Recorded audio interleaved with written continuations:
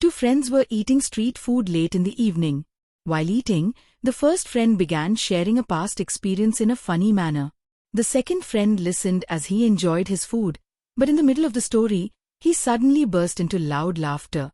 The crowd standing nearby turned to look at them in a strange, curious way. Noticing the attention they were attracting, the first friend quickly paid the bill, took the second friend by the arm, and walked away. Still laughing, the second friend kept giggling as they walked together along the footpath at around 9:30 at night. The first friend continued telling his story, which made the second friend laugh again. They walked for about 100 meters before they reached a crossing.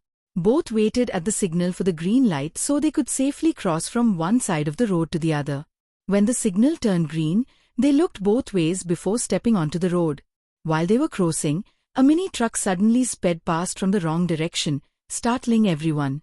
People crossing the road and those waiting at the signal began shouting angrily at the driver, calling him a brainless fellow. The second friend noticed there were only 10 seconds left to cross safely, so he told the first friend to hurry. However, when he turned around to look behind him, his friend was nowhere to be seen. Confused, he looked ahead, but his friend wasn't there either.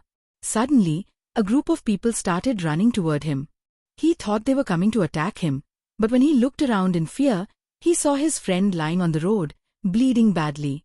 In shock, the second friend froze in place while the crowd rushed to check his pulse. Someone shouted for an ambulance, but another person pointed out that traffic was too heavy and it would take too long for help to arrive. One man suggested finding an empty auto rickshaw so they could take the injured friend to the hospital immediately. Another man searched around, found an auto waiting at the signal, and brought it over. Carefully, the public placed the injured friend inside. Someone in the crowd asked if there was any relative or friend present who could accompany him. Everyone looked around but saw no one coming forward. The man called out again, asking for a related person. On the third, louder call, the second friend snapped out of his shock, realized what had happened, and rushed toward the auto. Crying and calling his friend's name, he climbed in and sat beside him, tears streaming down his face.